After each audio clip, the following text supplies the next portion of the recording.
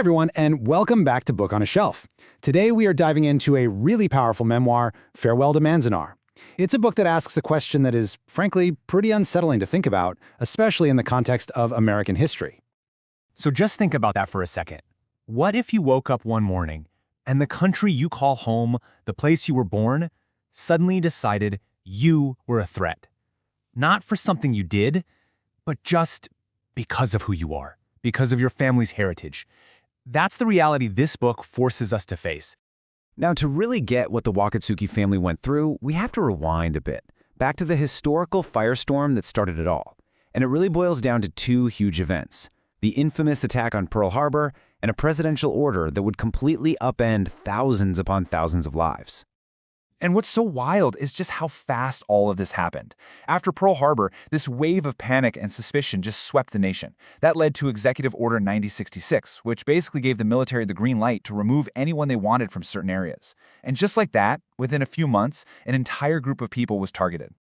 Just take a moment and let that number really sink in. 120,000. We are not talking about a small, isolated group here.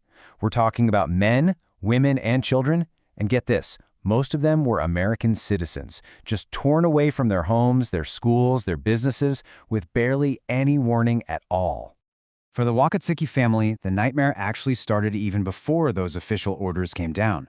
The family patriarch, Papa, was arrested by the FBI. Why? Simply because he was a Japanese fisherman. And with him suddenly gone, the family was just left in limbo, waiting. As the book says, their choices were gone, their fate was pretty much sealed.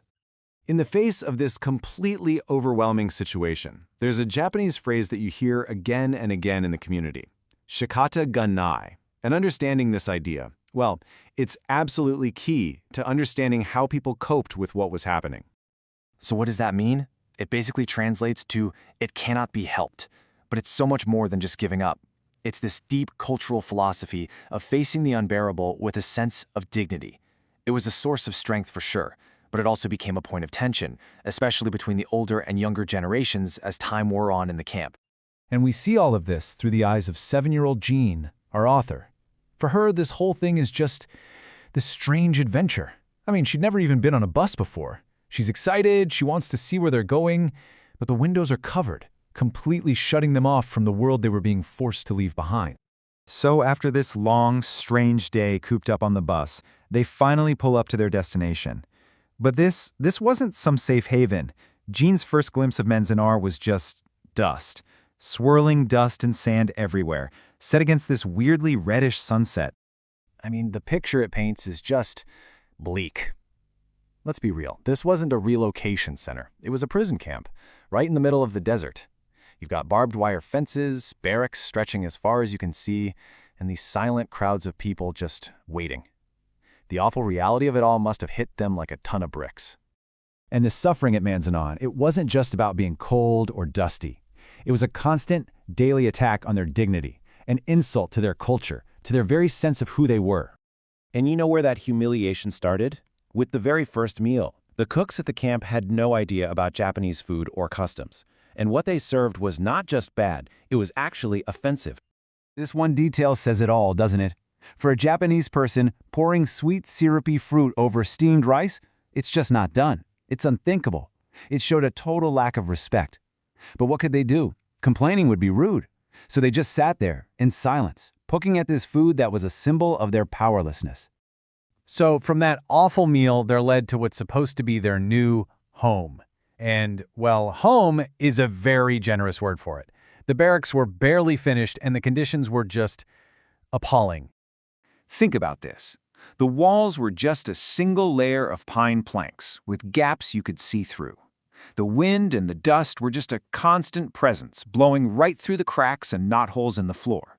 And into this space, they crammed 12 people into 2 tiny rooms, with only blankets hung up for privacy.